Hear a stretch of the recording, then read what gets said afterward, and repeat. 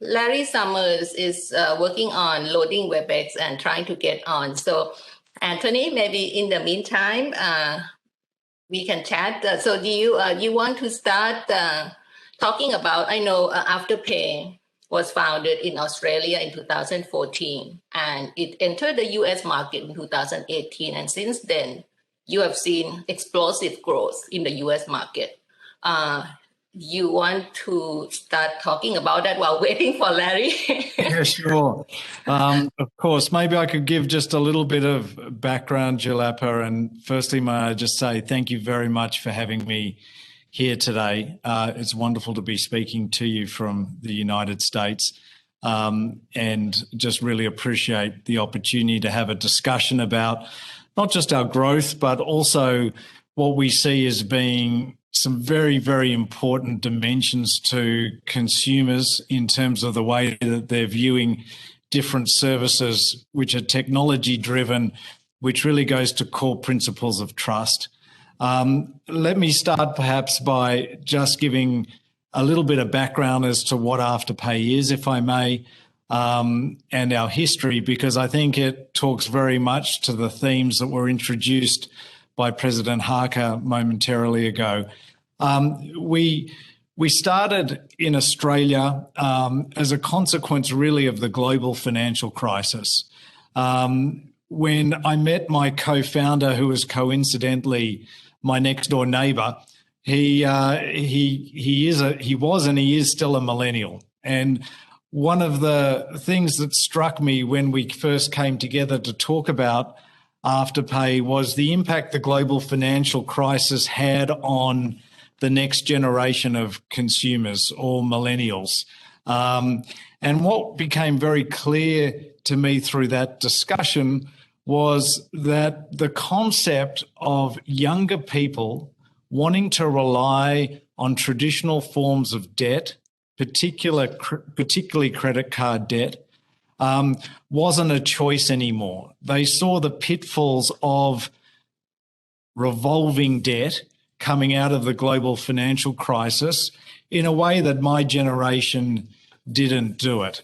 So the impetus for even starting about Afterpay was a recognition that the whole next generation of consumer, who in a few years' time will represent close to 50% of all GDP, didn't want to fall victim to revolving pernicious forms of debt to live their lifestyle. When we invented Afterpay, it was really with a desire to say, how could you introduce a new type of business model that promoted financial inclusion, that didn't contain the pitfalls of particularly credit card lending to particularly younger or newer or the next generation of consumers. I'm conscious Larry's now on the line, but if it makes sense, just as Larry's preparing, let me explain very briefly what Afterpay is as a service, and then perhaps we can go to questions, Larry, if that suits you. With the Afterpay service, it's very much about low average value transactions, whereby we provide a budgeting tool to consumers in terms of when they want to buy discrete items. So if I can give the example of trying to buy a jacket for work, and use the example of a $100 jacket that one person may need for work, the opportunity traditionally has been to either pay cash for that jacket or use a credit card. With Afterpay, you can purchase the jacket, and if approved, instead of paying $100 up front, the consumer can make 4 payments of $25 every 2 weeks. The really important point here is that it's interest-free from a consumer perspective, as long as they abide by the rules of Afterpay, which is very much aligned to doing the right thing, then they're paying nothing extra for the jacket. They must make 4 payments of $25 every 2 weeks. And what we do as a company, we use technology to make that assessment up front, make it real time, make it seamless. but we also put our money where our mouth is. So if the customer does not pay us back, the merchant is not at risk. In fact, the very next day we'll pay the merchant the face value of the transaction, the $100 less our fee.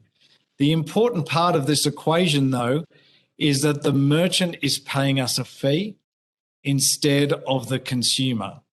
But we have built-in protections that the consumer must make the 4 payments of $25 and without paying anything extra for the jacket can never get into a position of revolving or accumulating debt where they end up paying more for the jacket over time and a lot of extra in terms of interest or other charges. So the attempt was really to change a model, a traditional model, by being very customer-centric and turning the economics of what is a traditional financial product on its head.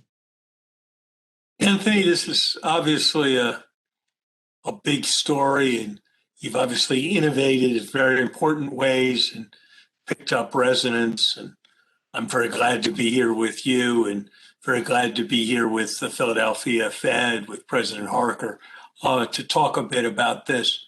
Say a little bit about how you would measure or evaluate. Of course, you're not objective, but I think it'd still be very interesting for our audience to hear your perspective on how much this benefits consumers, and to what extent does it benefit consumers like you and me, and to what extent does it benefit consumers who are perhaps living a little bit more hand to mouth and are in more constrained kinds of financial situations? Yeah, thanks for the question, Larry. I mean, maybe just from the outset, the really key point is about treating people fairly and saving them money. So this year alone, people who use Afterpay will save $260 million of interest that they would have otherwise paid by using more traditional forms of credit or payment. The key difference with our model is that we don't charge consumers interest for having a capability to budget for discrete items and paying for them in installments. In our case, 4 installments in the future. Where the trust factor comes into it, though, and this is a very important part of financial relationships, is that in our model, some customers don't have to lose for other customers to win. So, for example, in a credit card traditional industry, if everybody paid on time, then there'd be no such thing as the credit card industry. In the Afterpay's model, it's about encouraging people to pay on time because that's the only basis upon which you can use our service. So going back to the example of the jacket and paying $100 in 4 installments of 25 increments, if a consumer misses a single payment, then their account with Afterpay is suspended. So it's impossible for people to keep spending more without paying it back. And that generates a whole lot of trust. Because we don't price for mistrust in our equation, and we're not trying to establish whether a customer is good for a credit line, it means the concept of financial inclusion can be very widespread without creating systemic risks in our model, or more importantly, for the consumer.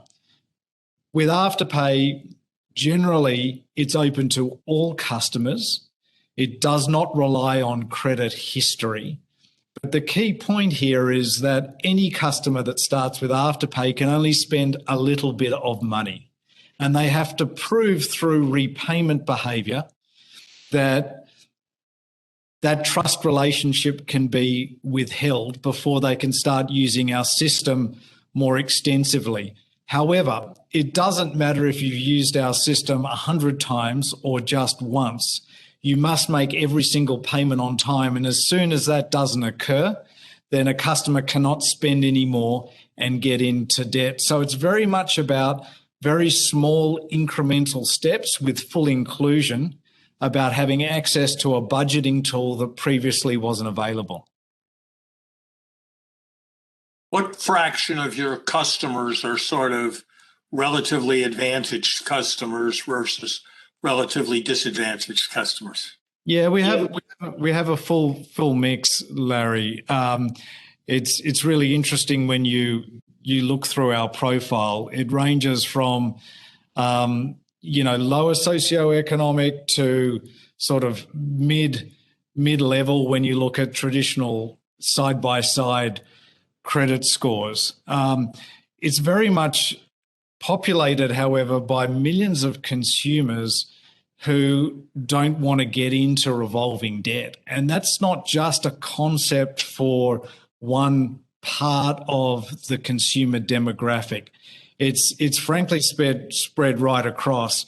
But the other thing that we've found, which is interesting, is even in lower socioeconomic demographics that use our service repeatedly, they do it very well and they do it very efficiently. And they've proven to have very good behaviours when other systems would have ruled them out completely. Let me give you an example in terms of some of our statistics.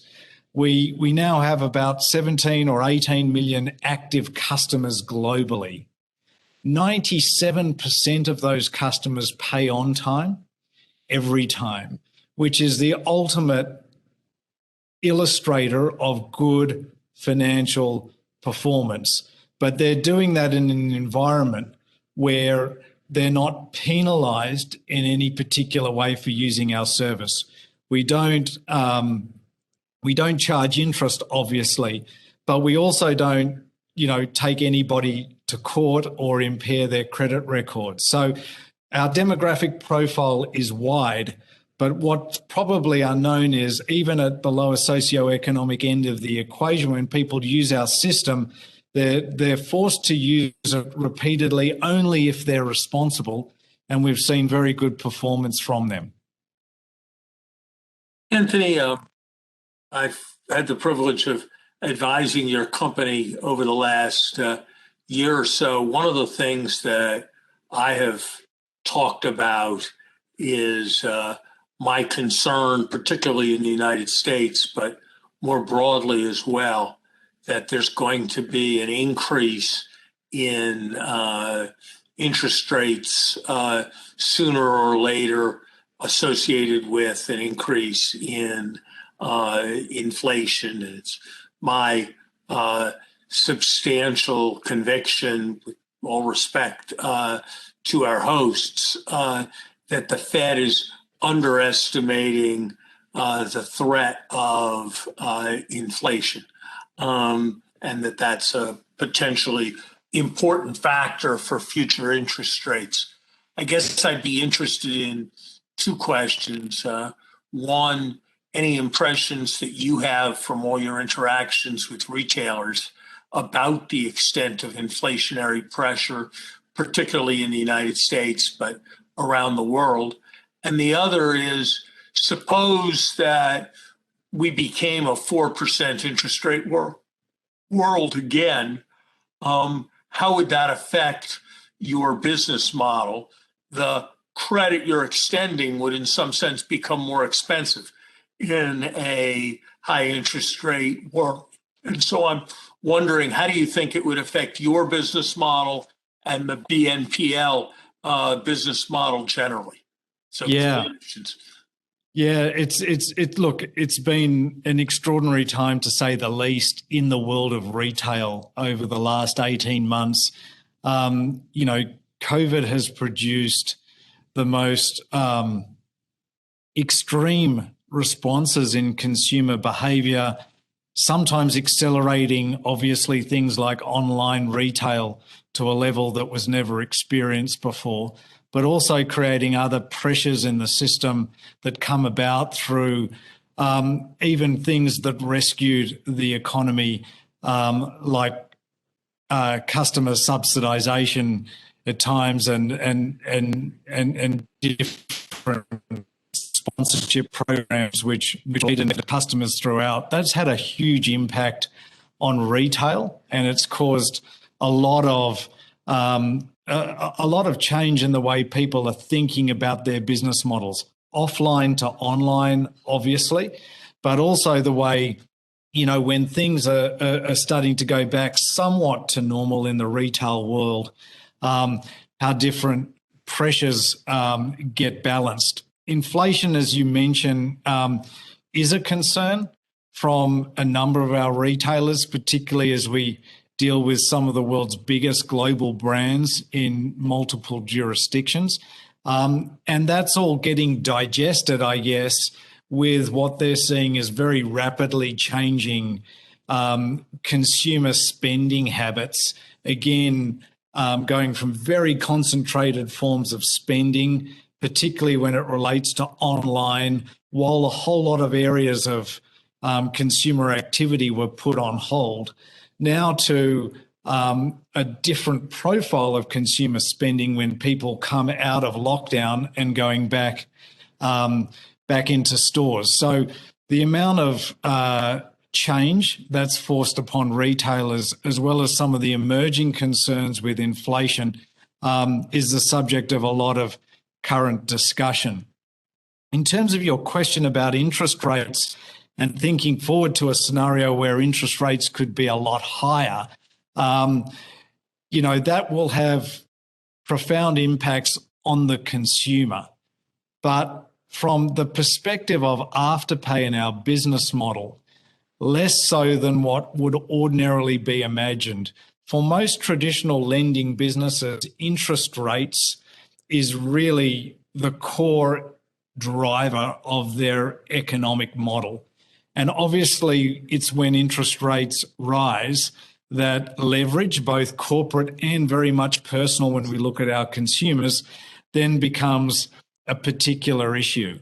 In many ways, Afterpay and the model that we're developing is less sensitive to interest rates. Let me explain. The typical transaction for an Afterpay transaction is really about somebody budgeting flexibility for 6 weeks, 4 installment payments every 2 weeks with the first installment up front. It's also low average order value, about $150 per transaction. Very different to a scenario where somebody has a $3,000 or $4,000 credit card balance, which keeps revolving year after year. What it means for us as a business is the fact that the amount of money we're extending to a consumer has got a very, very short duration. So the cost of that capital to us as a business is less than a traditional finance company.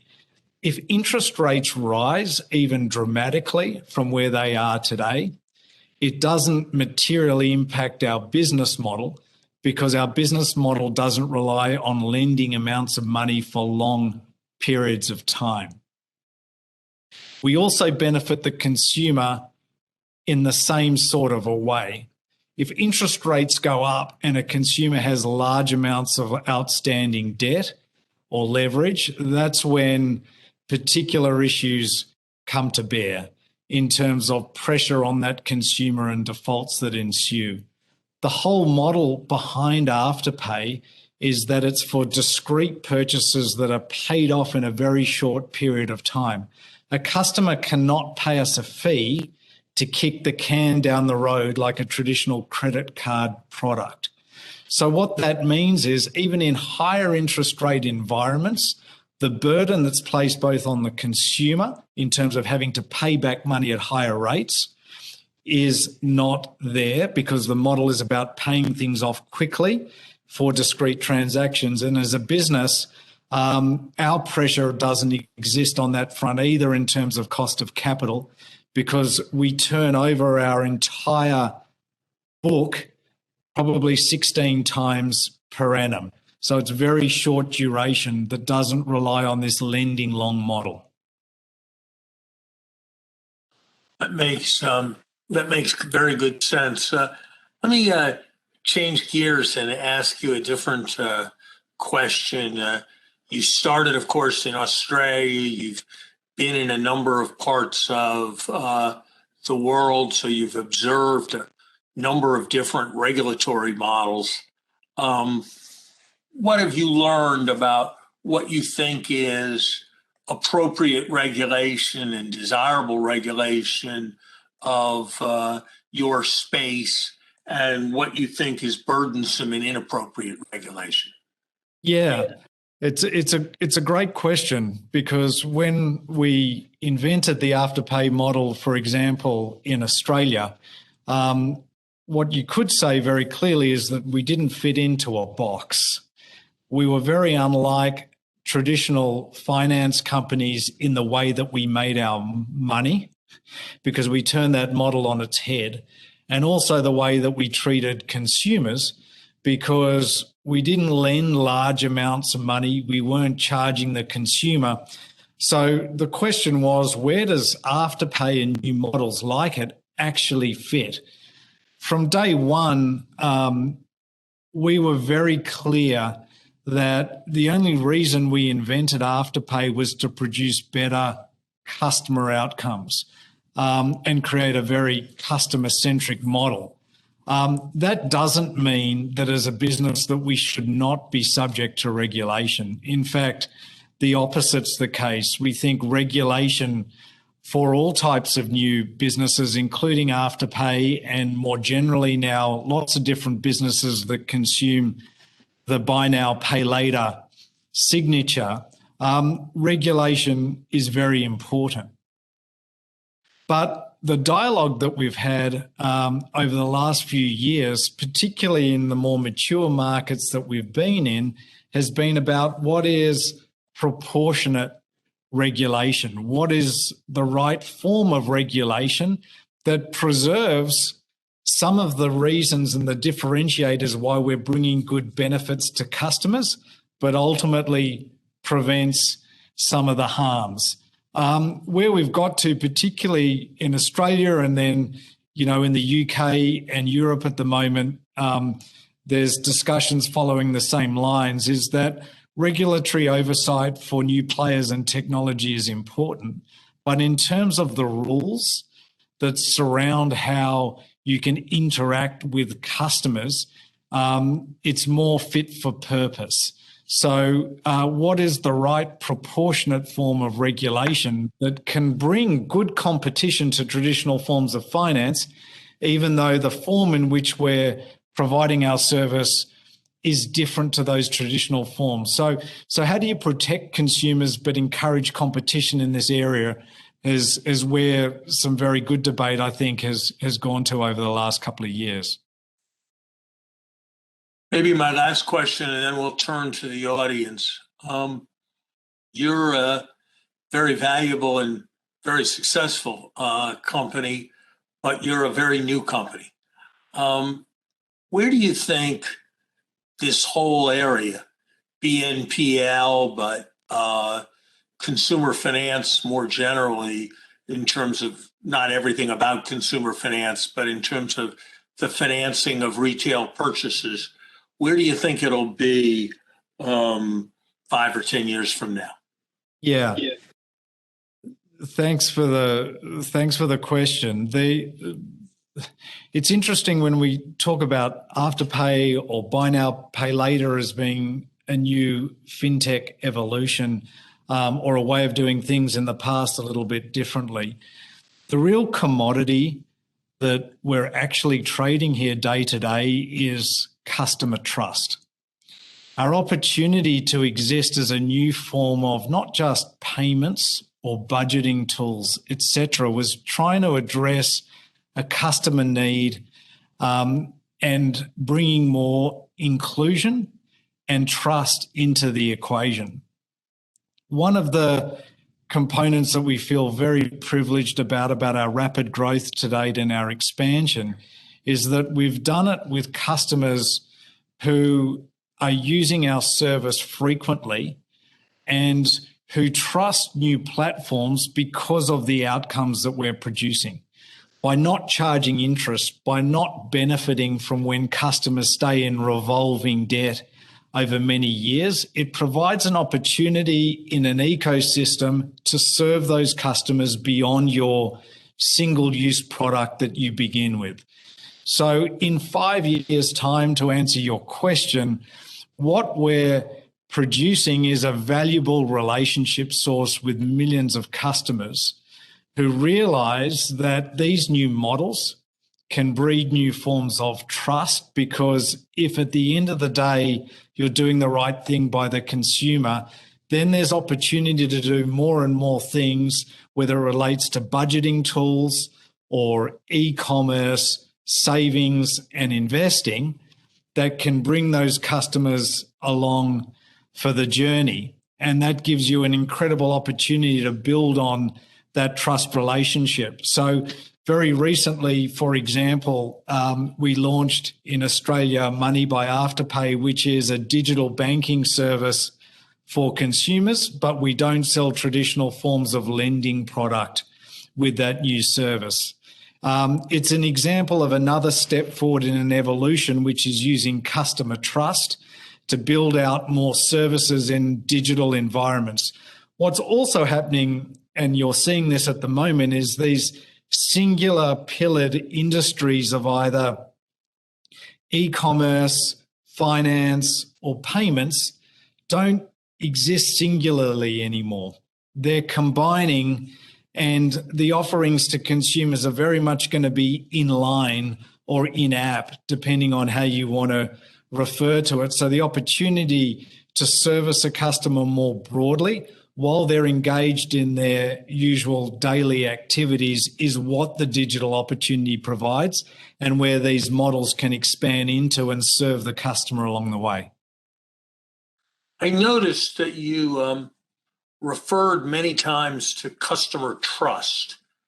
You didn't refer as much to customer data, which is something you must have a great deal of.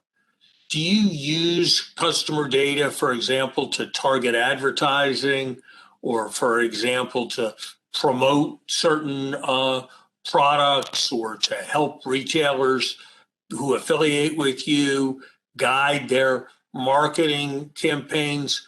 I know that in many issues associated with the traditional financial sector, issues around privacy have been very central.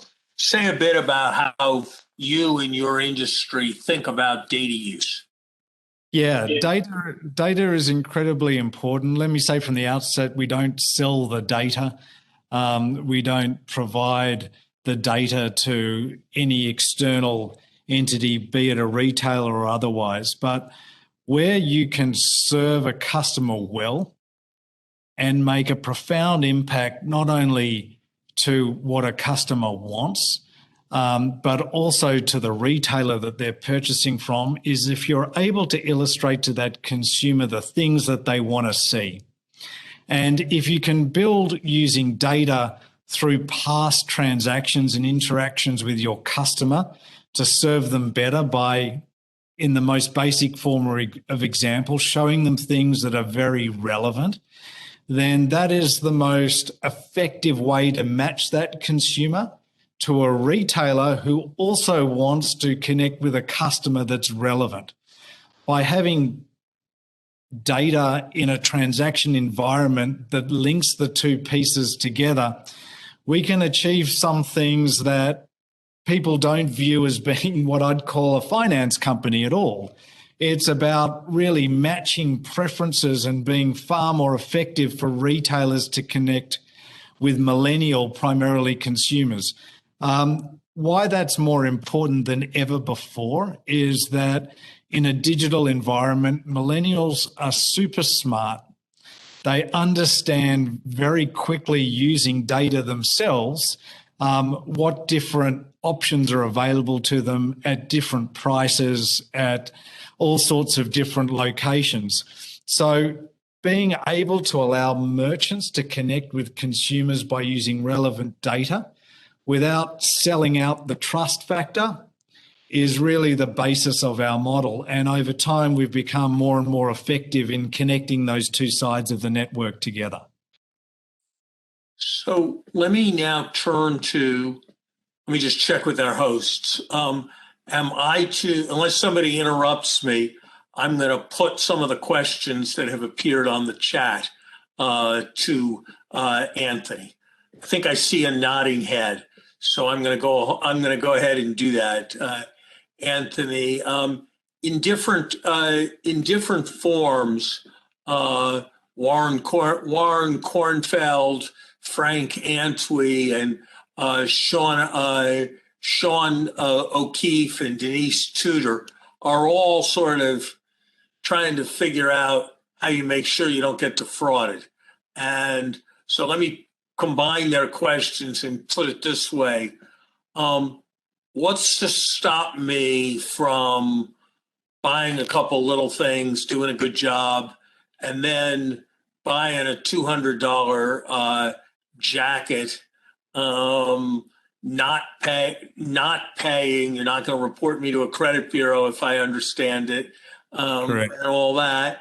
And then 4 months later, Lawrence Summers or Larry Summers does the purchase that was once done by Lawrence Summers from a different bank account, lists the address of my summer home rather than the address I used the first time, and so forth. If there's no sanction, like, it may not always work, but won't I sometimes be able to walk away with a $200 jacket? And even if I can't go back to you, there is going to be a flourishing ecology of 10 other BNPL companies. And so if they all use your business model, can I rip off 10 jackets? And how's that all getting controlled? Yeah. It's a great question. There's a high level response and there's a very specific one. Firstly, I'd just like to present the view that Afterpay isn't everything to anyone. So, every single specific transaction is approved, assessing the bona fides of a customer based on the information that we have. We do not impair a customer's credit record, as you've rightly pointed out, but we employ multiple processes to try and moderate the risk that the customer is who they say they are and that their intentions are bona fide. But nevertheless, the point does remain that if a customer doesn't want to pay us back, even if they are who they say they are, then as a business, that's our risk and we wear that loss. This is how we approach it. And I think the results so far are pretty staggering when you look at how low, in fact, our default rate is. Our gross losses as a business now over 17, 18 million active consumers globally is less than 1%. Philosophically, here's the point. The traditional finance industry prices for mistrust. No one really prices for trust, and they don't have a model that's set up to do it properly. As I was explaining what Afterpay does at the earlier part of this conversation, implicit in that description is what we don't do. We don't provide customers with a line of credit. We're not sitting here today looking at a new customer and we're saying, you're good for $3,000, $5,000, $10,000. What we're trying to assess is this customer good to make on average a $150 transaction today and pay us back in 4 installments? And if we're pricing trust into the equation, then where does that activity take you to? So the point is that across our millions of consumers who don't usually, and many of them don't have access to a traditional form of deferred payment or budgeting tool, they can use Afterpay, but if they don't pay us back, the first instance of not paying us back, their entire account is suspended. So to your point is, yes, they could acquire the jacket, put down a down payment of $25 and then not pay us back the $75 in the subsequent 3 installments. But they'll never get back on the platform again. They won't use Afterpay as a service again, because unless your account is always up to date, you can't continue to use the service. Fraud incidence on our platform is extremely low by virtue of the techniques and the technology that we do employ. But the real commodity here actually is trust. The system is set up so you have to repeat that trust relationship every single time. Otherwise, you don't get the service. But the benefit to a consumer is you never pay interest. You never have your credit record impaired.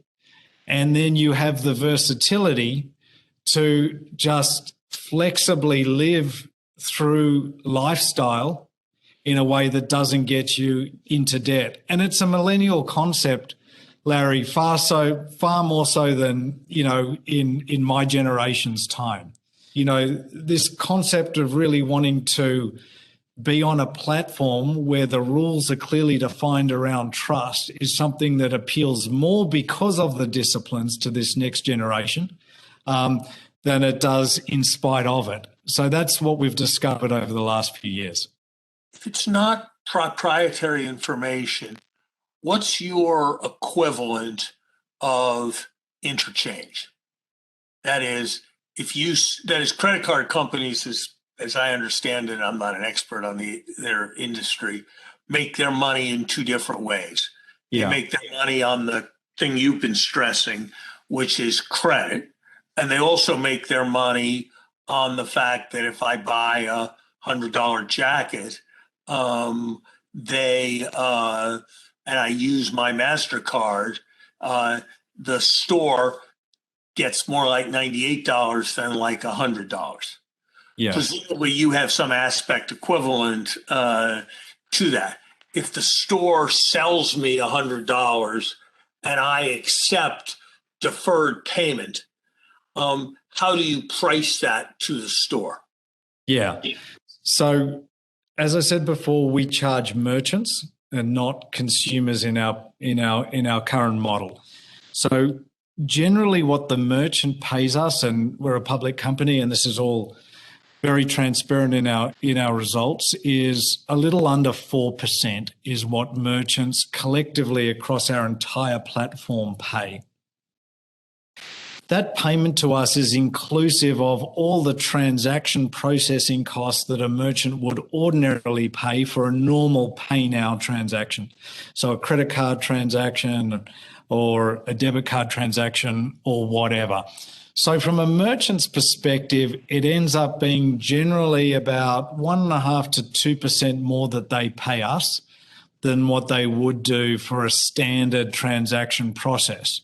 But on the other side, of course, we're not charging the consumer. We're not charging them interest. We're not doing those usual other side of the equation charges. Merchants, however, are getting a really good benefit from this. It's not just about processing a transaction. It's providing customers with a service that they can buy something today and budget for it in a really effective way without paying anything extra. So from a merchant's perspective, what they see with Afterpay is that the consumer shops or converts far more frequently, far more regularly by virtue of them offering the service. And of course, if you can budget for something effectively like the jacket, then not only can you readily purchase that jacket, but if you can pay in installments where you're not paying anything extra, then you're more inclined to buy the shirt that goes with the jacket. So from a merchant perspective, the effect is that the average order value is higher, as well as the conversion rate being stronger. So while the merchant is paying us a little bit more than they would do from a normal transaction, what they're seeing is more customers buying bigger baskets because they can budget for them more effectively. And we've also illustrated that the returns, particularly for online shopping, is less with Afterpay, and customer loyalty and frequency also increases. So in a lot of ways, that's how the merchant sees us. And while I mentioned before, I think this is a very other important point, is it's not just payments, it's not just finance, but it's commerce in the mix.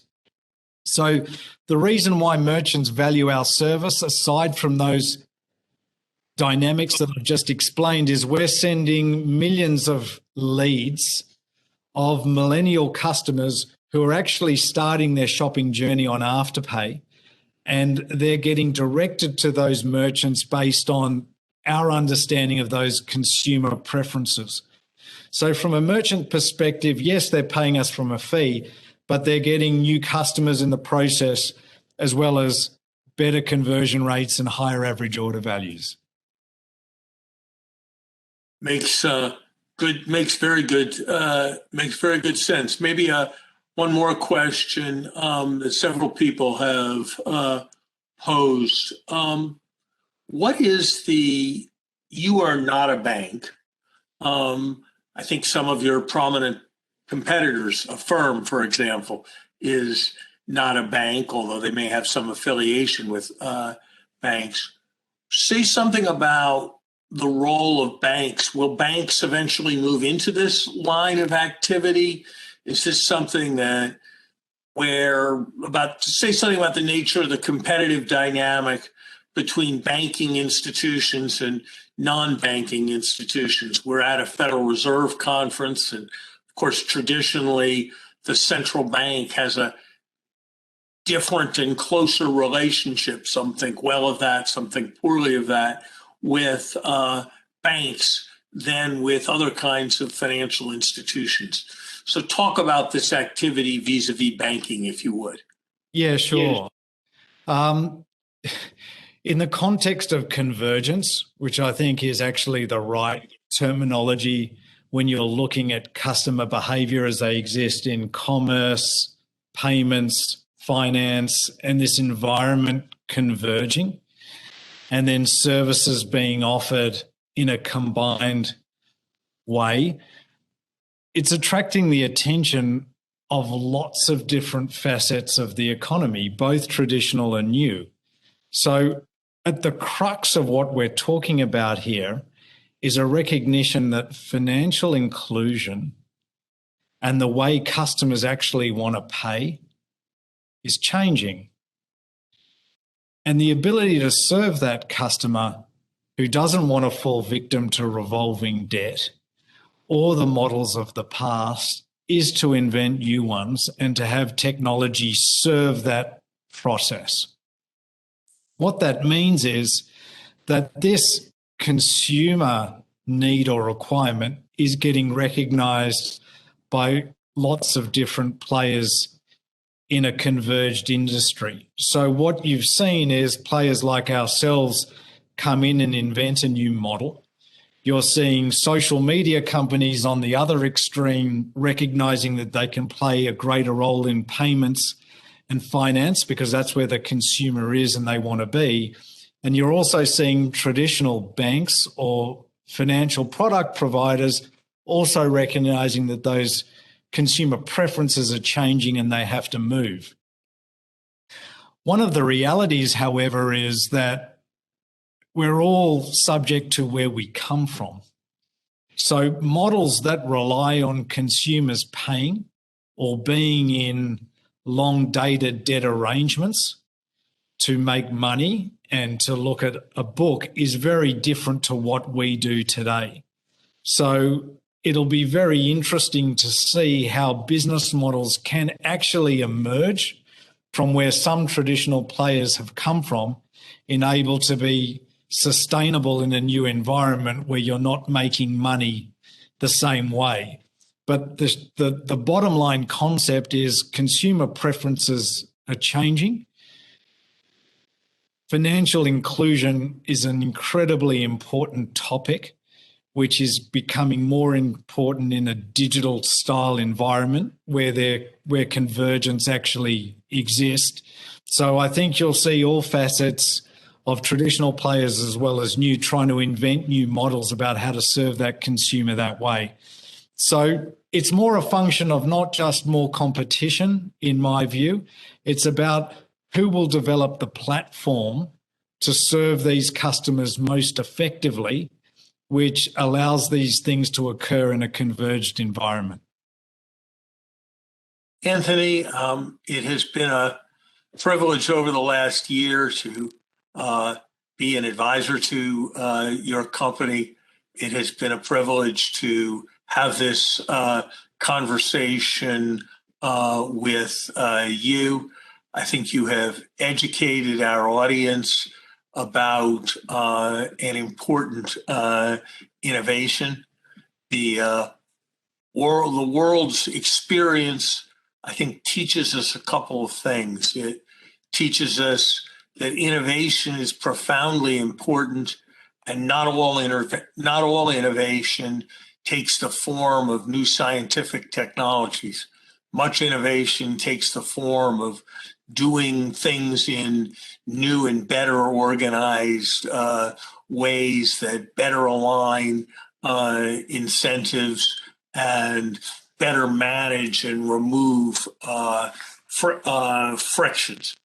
And your effort is an example of what I would call social technology innovation, is distinct from scientific technology innovation.